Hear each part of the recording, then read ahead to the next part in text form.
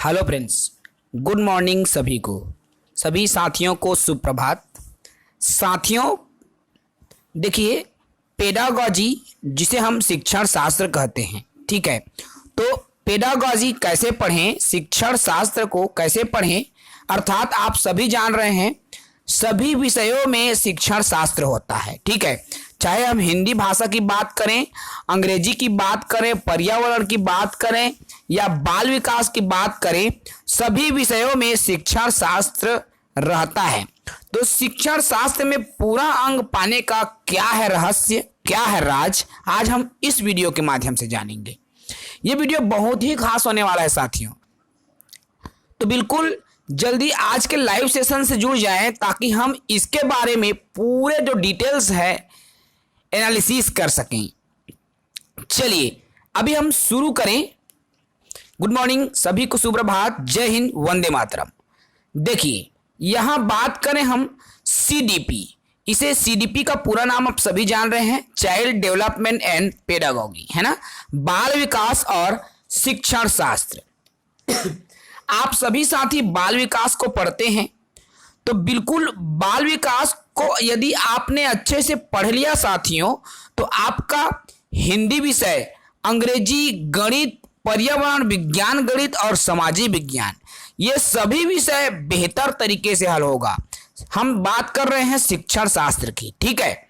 अर्थात यदि आपने बाल विकास को बेहतर तरीके से पढ़ लिया तो अन्य जो शिक्षण शास्त्र है, अन्य विषयों के, वो आपके लिए चुटकी का खेल हो जाएगा, ठीक है। तो इसके लिए जरूरी क्या है, देखिए सबसे पहले हम बात करें, जब हम बात करते हैं शिक्षण शास्त्र की, जिसे अंग्रेजी में क्या बोलते हैं, पेडागॉगी, है ना, पेडागॉगी।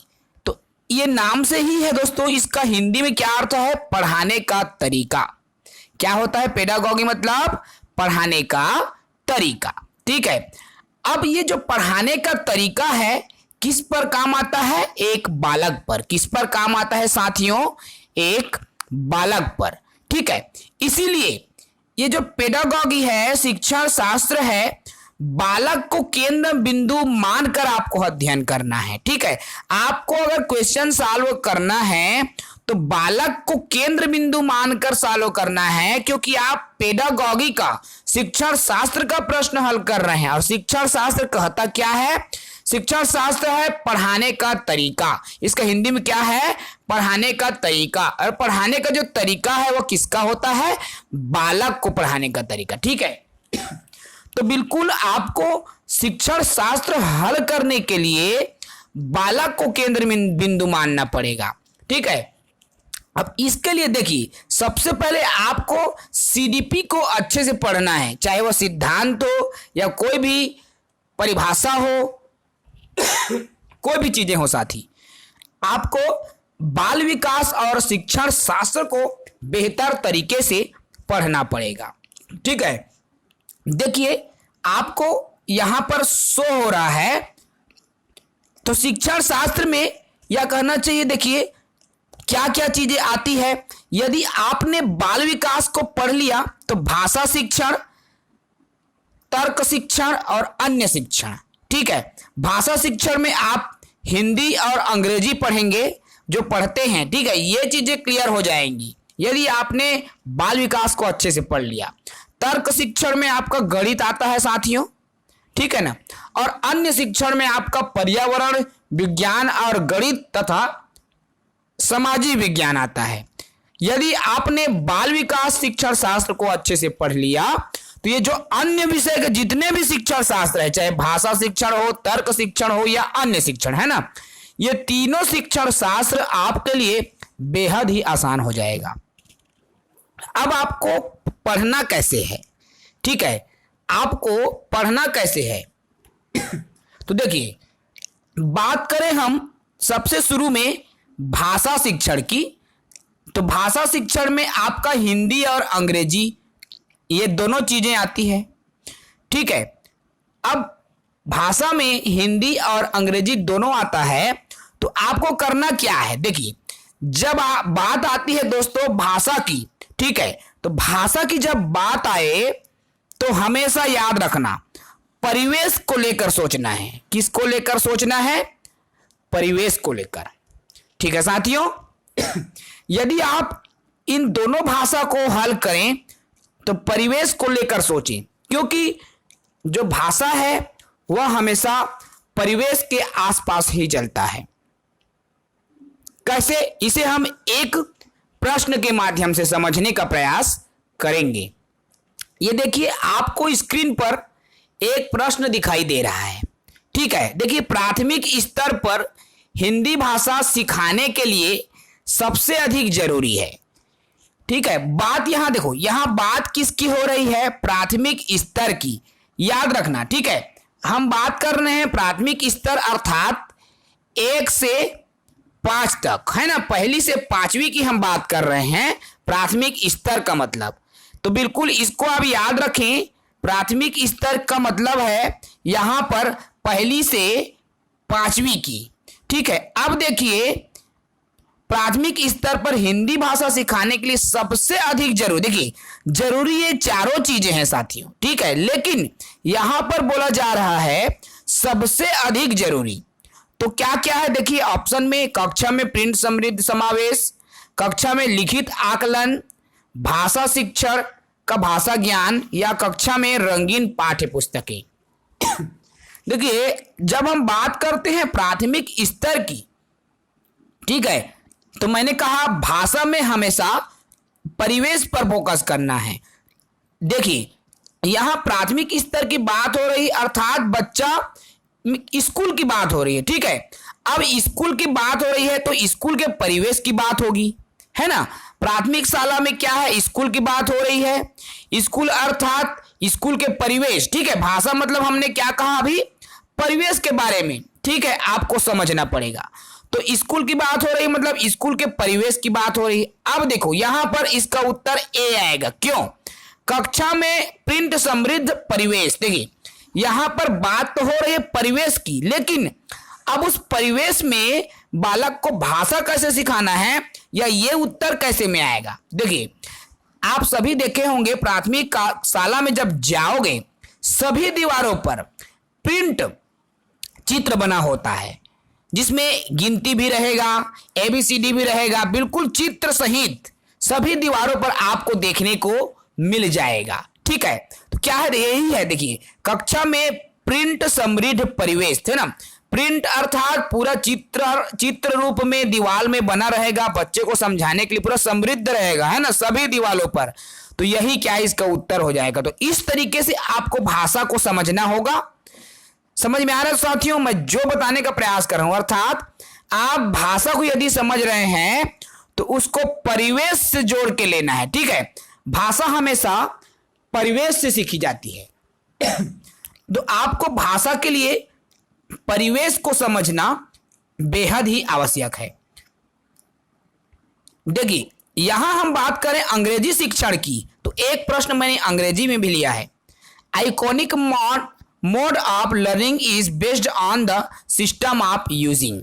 ठीक है, सबसे बेस्ट जो सीखना क्या हो सकता है? ठीक है, भाषा के संदर्भ की यहां बात कर रहे हैं। देखिए, A images and diagrams, B different type of graph, C a variety of activities, या डी सिंबल।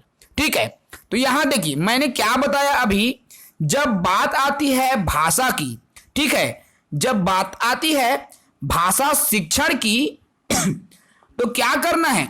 बच्चों के परिवेश को लेकर सोचना है। ठीक है साथियों, यहां पर जब प्राथमिक मतलब पहली से 5वीं की जब बात आ रही है तो आपका देखिए, एक बच्चा विद्यालय में है। ठीक है, तो यहां क्या होगा? ए वैरायटी ऑफ एक्टिविटीज, अर्थात एक्टिविटी मतलब बहुत सारे जो गतिविधि है ना, अलग अलग वैरायटीज के गतिविधि के माध्यम से उसको भाषा सिखाने का प्रयास किया जाता है। ठीक है, यही क्या है? गतिविधि कहाँ होगा? 4 के बीच में बच्चे जब रहेंगे, है ना, उसको परिवेश मिलेगा। गतिविधि करने के लिए उसको परिवेश मिलेगा, तभी क्या है? बच्चा भाषा सीखेगा, है ना। तो यहां पर भी आया आपका परिवेश। तो इस तरीके से आपको भाषा को हल करना है। आई बात समझ में साथियों? अब हम बात करें, हमने भाषा को तो देख लिया, ठीक है, अब हम बात करें गणित विषय की। गणित के जो शिक्षण शास्त्र आते हैं उनको कैसे हल करें। तो देखिए, गणित हमेशा तर्क पर आधारित होता है। किस पर आधारित होता है? तर्क पर। ठीक है, इसीलिए गणित में हमेशा तर्क को ध्यान देना है। तर्क से संबंधित कोई भी चीजें यहां गणित में शामिल रहती है। ठीक है, अब यहां तर्क में, जैसे गणितीय शिक्षण में चाहे मापन की बात करें तो तर्क किया जाता है, तुलना किया जाता है, ये सब तमाम जो चीजें हैं गणित में शामिल होते हैं गणित शिक्षण शास्त्र में। यहां पर बहुत सारे साथी ये पूछते हैं, सर अगर इस तरह जो आप बता रहे हैं ट्रिक वैसा नहीं आया, कोई सिद्धांत आ गया तो कैसे करें। तो देखिए साथियों, मैंने अभी आपको कहा, ठीक है, कि सिद्धांत आएंगे यदि आपने सिर्फ बाल विकास के सभी सिद्धांत को अच्छे से पढ़ लिया तो आपका सभी विषय में कुछ भी सिद्धांत आए वो बनेगा, क्योंकि सभी अन्य जो शिक्षण शास्त्र है बाल विकास के ही शिक्षण शास्त्र से जुड़ा होता है। ठीक है, इसीलिए मैं आपसे बार बार बोल रहा हूं, यदि आपने बाल विकास का शिक्षण शास्त्र पढ़ लिया साथियों तो अन्य विषय के जो शिक्षण शास्त्र है आपका आसान हो जाएगा। क्लियर है? अब बात तो हुई इनकी। ठीक है, अब हम बात करें अन्य जो शिक्षण है। अन्य शिक्षण में आपका ईवीएस आता है, साइंस और मैथ्स आता है और एसएसटी आता है। ठीक है, अब ये तीनों विषयों के लिए हम बात कर रहे हैं एक साथ। ठीक है, तो देखिए दोस्तों, हम सिर्फ शिक्षण शास्त्र की यहां बात कर रहे हैं। ठीक है, शिक्षण शास्त्र की हम बात कर रहे हैं। तो यदि आप देखिए, चाहे आप पर्यावरण की बात करो, एसएसटी की बात करो, हमेशा व्यवहारिक ज्ञान से इसको जोड़ना है। किससे जोड़ना है? इन तीनों को आपको जोड़ना है व्यवहारिक जो ज्ञान है उनसे।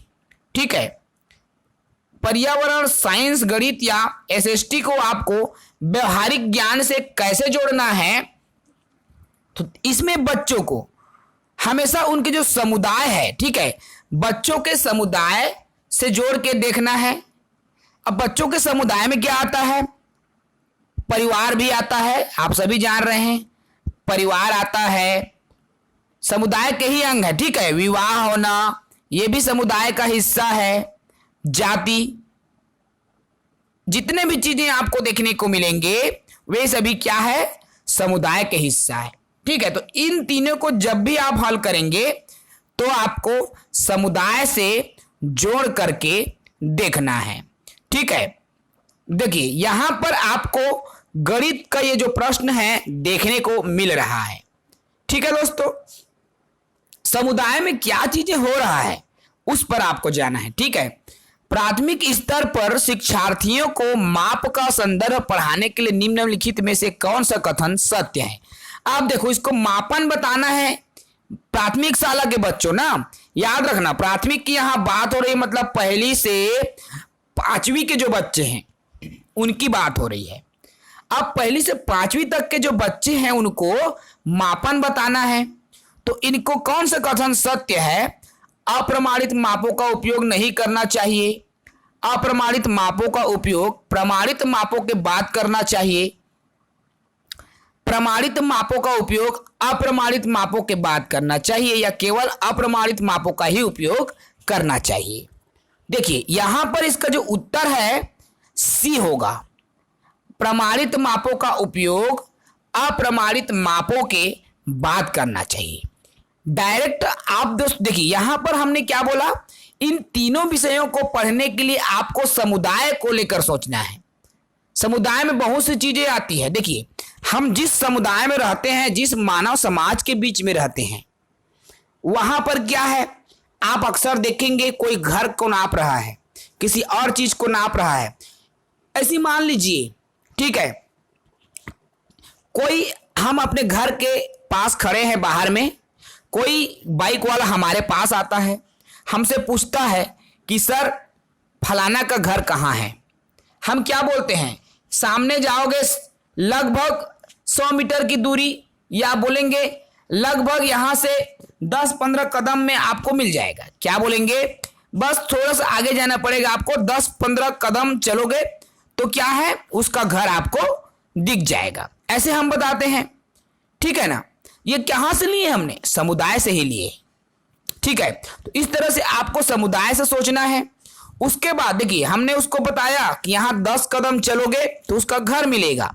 अप्रमाणित माप, हमने उसको एक अनुमान बताया, उसके बाद उसको जब नाप के बताएंगे वो क्या है, बाद में प्रमाणित मापों का उपयोग होता है, ठीक है। पहले अप्रमाणित माप के बारे में बताएंगे, उसके बाद प्रमाणित माप के बारे में। तो इस तरह से हमें क्या है, इन विषयों को समझना पड़ेगा। अन्य जो भाषा आती है हमारी, पर्यावरण हो, साइंस गणित हो या सामाजिक विज्ञान हो, ठीक है, इन तीनों को परिवेश, सामाजिक विज्ञान भी परिवेश पर ही आधारित है साथियों। आप सभी जान रहे हैं समाज में क्या क्या हो रहा है, वो हमारा परिवेश ही है। समाज अर्थात क्या है, हमारा परिवेश ही है, ठीक है। तो ये सभी चीजें हमारे परिवेश के अंतर्गत।